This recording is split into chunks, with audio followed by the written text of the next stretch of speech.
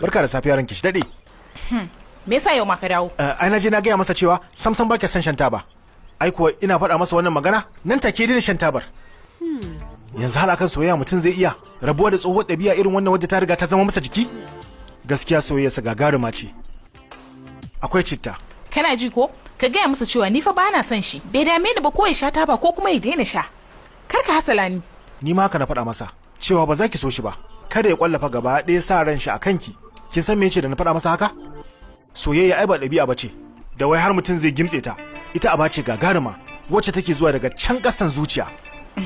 Shine yace zan iya rabuwa da taba amma ba zan iya rabuwa da san yarinyan nan ba. Ya dai faffaɗa min abubuwa da yawa to. To yanzu me kake cewa dai to? Gaya ne mai saukin lamari. Yana da shan taba kamar guda 5 a rana.